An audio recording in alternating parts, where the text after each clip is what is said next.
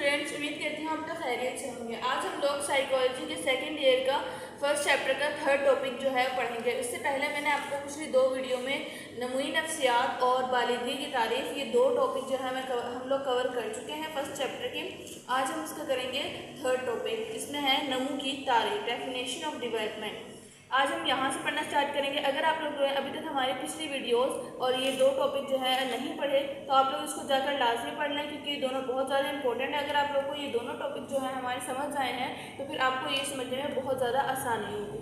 तो चलिए इसको स्टार्ट करते हैं। उससे पहले आप लोगों से एक रिक्वेस्ट है, अगर आप लोग हमारे चैनल पर न्यू हैं तो चैनल को ज़रूर सब्सक्राइब करें और वीडियो को लाइक करें और अपने जो स्कूल फेलोज़ के साथ लाजमी शेयर करें ताकि उनकी हेल्प हो सके। उसके बाद अब चले हम स्टार्ट करते हैं नमू की तारीफ। नमू से मुराद तरबियत वार और मरबूत तब्दीलियों का इर्तिकाई सिलसिला है जिसमें कमीती और कैफियती दोनों किस्म की तब्दीली पाई जाती हैं। नमू ऐसी तरबियत को कहते हैं, ऐसी तरबियत है जिसमें इर्तिका यानी कि बुलंदी, मतलब हमारी जो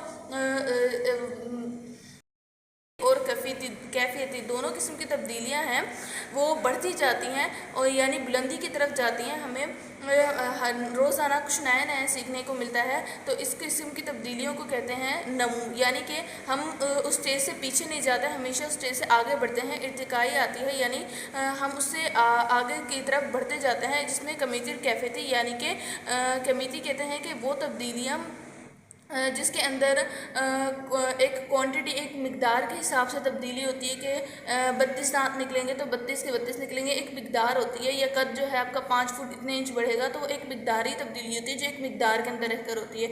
और कैफियत तब्दीली वो तब्दीली होती है कि जिसकी किसी भी इंसान की खूबी हो, इस तरह की तब्दीलियाँ जिसके किरदार के अंदर हों, वो कैफियत तब्दीलियाँ कहलाती हैं। तो ये दो तब्दीलियाँ जो है नमू के अंदर वो वक्त के साथ साथ बढ़ती जाती हैं, ये घटती नहीं हैं। इसमें हमेशा इर्तिका आती है, इसके अंदर पस्ती नहीं होती। उसके बाद हमारे इसके ये जो सारे हैं यहाँ से इतने इम्पोर्टेंट नहीं है। उसके बाद हम यहाँ से इसकी सेकंड डेफिनेशन करेंगे। न्यूगर्डन के मुताबिक लोग तमाम तजुर्बात के नतीजे में अच्छी या बुरी तब्दीलियाँ हासिल करते हैं, चूँकि फ़र्द के जहन में तमाम वाक़यात के नकोश मुनकिश हो जाते हैं, इसलिए अफरादान तजुर्बात के नकोश से मुतासर होकर नए वाक़यात और हालात में ज़्यादा बेहतर तरीके से इजहार करते हैं। ये जो एक साइकोलॉजिस्ट है, इसके मुताबिक जो है हम तजुर्बा यानी कि किसी भी चीज़ को बार बार सीखते हैं, यानी कि एक दफ़ा हम किसी न किसी चीज़ का तजुर्बा करते हैं, पहले हमसे वो गलत होता है, फिर बाद में हम उसे सही कर लेते हैं। हमें हर चीज़ फ़र्स्ट टाइम तो परफेक्ट करने में बिल्कुल भी नहीं आती।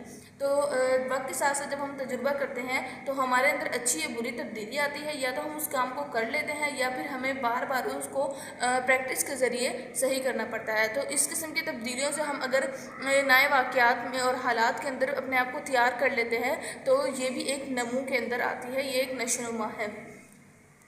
उसके बाद यहाँ से आप लोग करेंगे इसकी सेकंड पॉइंट। नशोनुमा का मतलब कैफियत और कमीती तब्दीली है, जबकि बालिदगी में कमीती तब्दीलियों का सिर्फ एक पहलू पाया जाता है।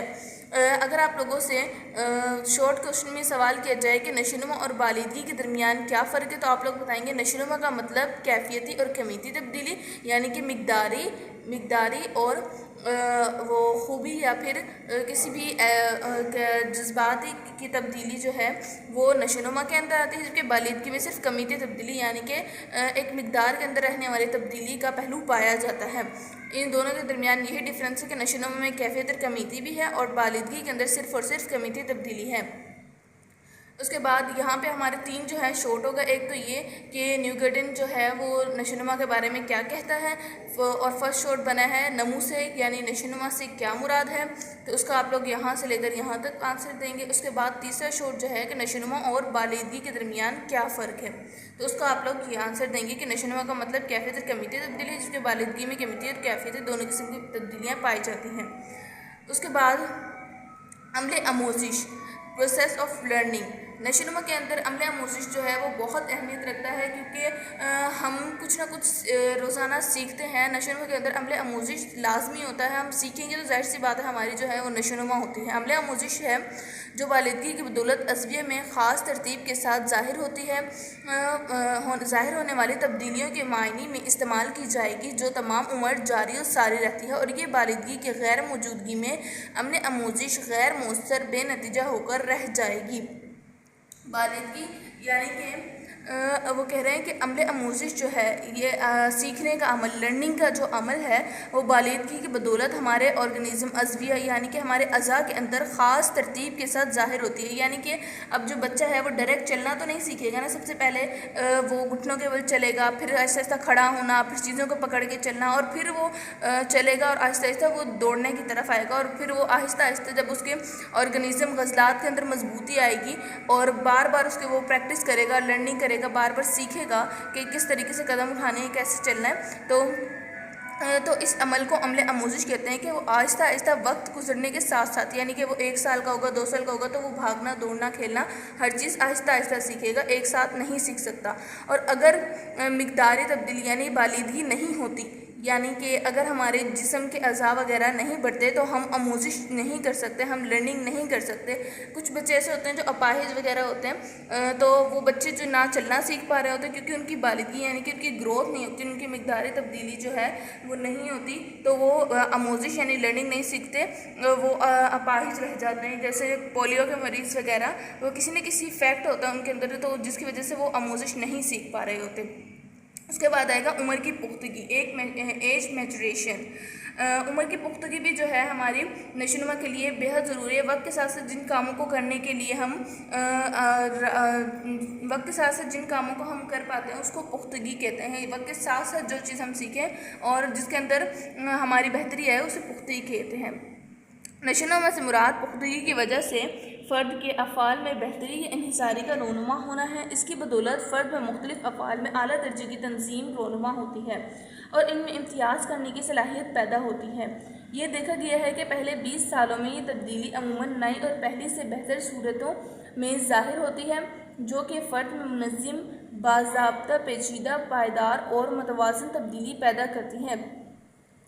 इसके अंदर ये है कि वक्त के साथ साथ जो हमारे अंदर मैच्योरिटी आती है, जब हम बचपन में होते हैं हमें अक्सर बातें जो है समझ नहीं आती, और लेकिन वक्त के साथ साथ हम चीज़ों को समझना और हमें पता चल जाता है कि हमें स्कूल के अंदर कैसा बिहेवियर, हमें स्कूल के अंदर कैसा बिहेवियर रखना है, हमें घर के अंदर कैसा बिहेवियर रखना है, हमें मोहल्ले वगैरह में किस तरीके से लोगों से बात किस तरह करनी है, ये सब चीज़ें हमें वक्त के साथ साथ पता चलती हैं। बचपन में हमें इन सब चीज़ों का आइडिया नहीं होता कि हमने किस तरीके से रहना है, क्या डिसिप्लिन क्या है, तो ये सब चीज़ें हमारे अंदर जो है वक्त के साथ साथ आती हैं। और ये जो पुख्तगी है इसको आने में तकरीबन हमारी जो 20 साल तक एज है मैच्योरिटी, तो वो हमारे 20 साल तक जो है मुकम्मल हो जाती है। फिर उसके बाद हम अपने फ़ैसले करने के काबिल हो जाते हैं, हम सब चीज़ें जो हैं वो देखना शुरू हो जाते हैं, हमें दुनिया के बारे में पता चल जाता है कि हमें किस तरीके से कैसे रहना है। अक्सर एक जो साइकोलॉजिस्ट था जिसने कहा कि जो हम मैच्योरिटी है वो एज के ऊपर डिपेंड नहीं करती, अक्सर लोग जो होते हैं वो सारी ज़िंदगी मैच्योर नहीं हो पाते।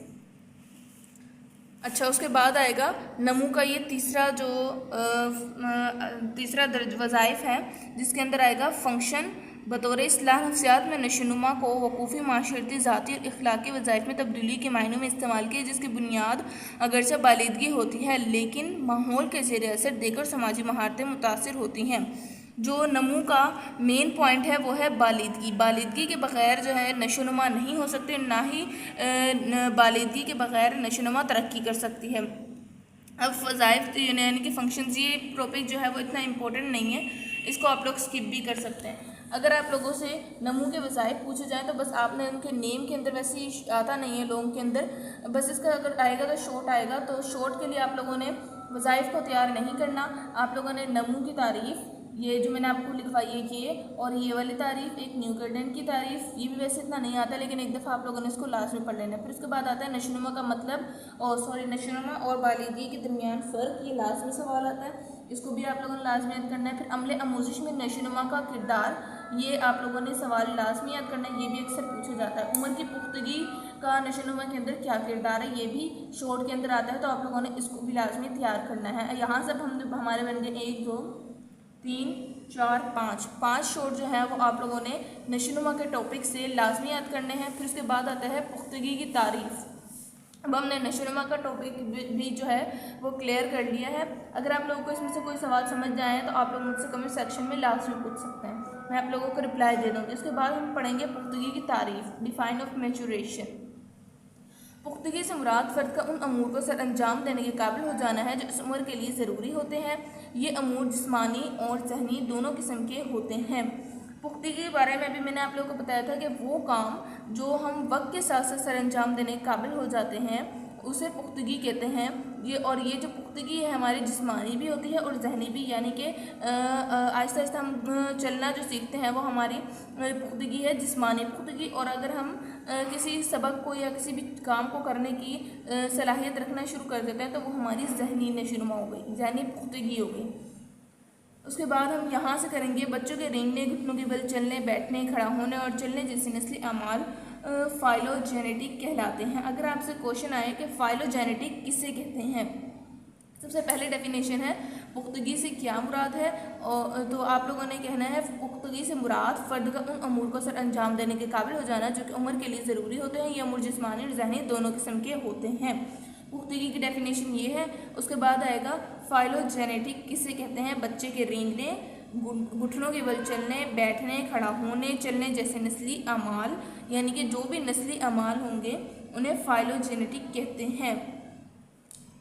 नस्ली अमाल कहते हैं वो काम जो लाजमी है, हर इंसान को करना ही करना है, उसको फाइलोजेनेटिक कहते हैं। फिर उसके बाद सेकंड आएगा तैरने, बाइसाइकिल चलाने, गेंद फेंकने, लिखने जैसे इनफरादी अमाल बिला आखिर ऑन्टोजेनेटिक कहलाते हैं। ऑन्टोजेनेटिक या एंटोजेनेटिक कहलाते हैं।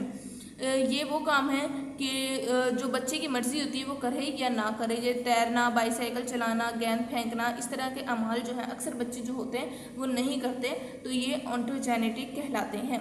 अब फाइलोजेनेटिक है रेंगना, घुटनों के बल चलना, खड़ा होना, और एंटोजेनेटिक है बाइसाइकिल चलाना, गेंद फेंकना और छोटे मोटे ऐसे खेल, ये सब एंटोजेनेटिक कहलाते हैं। अब यहाँ से हमारी जो है वो 3 डेफिनेशंस बन गई हैं पुख्तगी की तारीफ़, फिर फाइलोजेनेटिक और फिर एंटोजेनेटिक की 3 डेफिनेशन जो है आप लोगों ने इस टॉपिक से करनी है। और बाकी यहाँ से मैंने आपको बता दी है 1 2 3 4 5 6 7 8 शॉर्ट जो है वो हमारे इन्हीं 2 टॉपिक्स निकल आएंगे। ये चैप्टर जो है वो शॉर्ट के लिए भी बहुत ज़्यादा इंपॉर्टेंट है और इससे बहुत ज़्यादा जो है हमारे शॉर्ट भी आते हैं, तो आप लोगों ने इनको लाजमी तैयार करना है। और पिछले 2 टॉपिक्स भी मैं आप लोगों को सारे के सारे जो है वो शॉर्ट लगवा चुकी हूँ इन 2 टॉपिक से, तो उनको भी आप लोगों ने लाजमी पढ़ना है। और अगर आप लोगों को वीडियो चाहिए तो आप मुझसे कमेंट सेक्शन में पूछ सकते हो, इसके अलावा आप लोग सर्च भी कर सकते हैं बिस्मिल्लाह नूर तालीम की वीडियो, तो आप लोगों को सामने वो दोनों टॉपिक जो है वो आ जाएंगे। उसके बाद हमारा है बालिदगी, नमू और पुख्तगी में फ़र्क। अब जो टॉपिक हम पीछे पढ़ चुके हैं, बालिदगी यानी कि एक मिकदारी तब्दीली, नमू नशोनुमा, पुख्तगी फ़र्द का अमूर को सर अंजाम देने के काबिल हो जाना वक्त के साथ साथ। तो ये तीनों जो है अब इन तीनों के दरमियान में कह रहे हैं कि एक फ़र्क बताओ। अच्छा, यहाँ से हम पढ़ेंगे बालिदगी और नशोनुमा एक दूसरे से मुख्तलिफ हैं, अगरचे बालिदगी और नशोनुमा को एक दूसरे से अलग नहीं किया जा सकता और उमूमन एक दूसरे की जगह इस्तेमाल होते हैं। दोनों इकट्ठी ही वाक़या होते हैं और इनमें कोई अकेली वाक़या नहीं होती। ये बात अच्छी तरह ज़हन नशी कर लीजिए कि बालिदगी से मुराद सिर्फ कमीती या मिकदारी तब्दीली है। जैसे हम पूरे के पूरे पिछले चैप्टर के अंदर पढ़ चुके हैं कि बालिदगी जो है वह कमीती या तब्दीली है, यानी कि एक मिकदारी तब्दीली है जो हमारे जिस्म के अंदर होती है, और जो नशोनुमा है वो हमारी जहनी और कैफियती तब्दीली है। तो ये दोनों जो है एक दूसरे के बगैर कभी भी वजूद में नहीं आती। अगर बालिदगी आएगी यानी कि हमारी जिस्मानी नशोनुमा होती है तो ही साथ साथ हमारी जो है जहनी और कैफियती नशोनुमा होती है। तो यही बात आ रही है कि बालिदगी सिर्फ और सिर्फ क्या है, कमीती तब्दीली, और नशोनुमा है कमीती और कैफियती दोनों किस्म की तब्दीली। इंसानी जिस्म के तमाम अज़ा बालिदगी के अमल से साख्त और साइज़ में बढ़ते हैं। एक बच्चा न सिर्फ जिस्मानी तौर पर बड़ा होता है बल्कि इसके अंदरूनी अज़ा और दिमाग की साख्त और साइज़ भी बड़ा होता है। बच्चे के दिमाग की बालिदगी इसके अमल के अमूर फजी और इस्तदलाल पर मुनहसर होती है। यहाँ पता चलता है कि ज़हनी तौर पर बालिदगी होती है और बालिदगी सिर्फ मिकदारी तब्दीली। अच्छा, इसके बाद है कमीती और कैफियती, जो एक ख़ास तरतीब और इतबार से वही सारी बात पिछली वाली बार ये घुमा रहे हैं कि बस बालिदगी जो है वह कमीती और कैफियती कमीती तब्दीली है, नमू जो है वो कमीती और कैफी तब्दीली है। पुख्तगी क्या है कि जो वक्त के साथ साथ फ़र्ज इन कामों को करने के सर अंजाम देने के काबिल हो जाता है। हमारे इन तीनों टॉपिक के अंदर आप लोग ने यहाँ से अगर चाहें तो इस टॉपिक को ना पढ़ें, आप लोगों ने बालिदगी के बारे में जो पिछले टॉपिक पे पढ़ा था कि बालिदगी से मुराद बालिदगी की एक डेफिनेशन लिख देना, उसके बाद नमू है, नमू की डेफिनेशन आप लोगों ने यहाँ से लिख देनी है और पुख्तगी की डेफिनेशन लिख देनी है। बस इस तरीके से पॉइंट बनाकर आप लोगों ने कि पहले यहाँ बालिदगी, फिर नमू और फिर पुख्तगी तीनों की डेफिनेशन लिख देंगे तो ये आपका शॉर्ट जो है वो हो जाएगा। ये लॉन्ग वैसे भी नहीं आता, ये शॉर्ट में ही आता है, तो आप लोगों ने बस इसका इसी तरीके से शॉर्ट लिख देना। ये टॉपिक आप लोग बार बार एक ही चीज़ को ना पढ़े, इसको रीड ना करें, कन्फ्यूज़ हो जाएंगे। तो ये आगे है नमो और बालिदगी के पहलू। ये कल हम टॉपिक पढ़ेंगे, आज के लिए इतना काफ़ी है ये वाला टॉपिक। और फिर आगे काफ़ी ना लेंथी है कि वफ़कूफ़ी नशोनुमा, और फिर ये सारे के सारे टॉपिक ये काफ़ी लेंथी है। और ये तो जो ये प्याज वाला है ना, ये काफ़ी इंपॉर्टेंट है, तो इसको भी मैं आपको एक अलग वीडियो के अंदर समझाऊंगी। और ये वाला टॉपिक भी मैं आपको अलग वीडियो के अंदर समझाऊंगी। काफ़ी इंपॉर्टेंट टॉपिक है और ये लॉन्ग के अंदर आता है कि नमो और बालिदगी के पहलू बताएं, तो इसको मैं आपको डिटेल के अंदर अलग से एक वीडियो के अंदर समझाऊंगी। आज के लिए बस इतना काफ़ी कि आप लोगों ने नमो की तारीफ और पुख्तगी ये दोनों टॉपिक जो है लाजमी याद करने हैं, और बालिदगी नमो और पुख्तगी के दरमियान क्या फ़र्क है ये भी, और ये जो मैंने शॉर्ट लगवाए हैं इसको भी आपने लाजमी याद करनी है। बहुत ज़्यादा इंपॉर्टेंट है, इस चैप्टर से लाजमी पूछे जाते हैं। तो आज के लिए बस हमारी इतनी वीडियो काफ़ी थी। और अगर आप लोग हमारी 2 टॉपिक अभी तक नहीं पढ़े तो इनको भी आप लोग जाके एक दफ़ा रीड कर लें, ताकि आप लोग को ये पूरा का पूरा चैप्टर जो है वो तैयार हो जाए।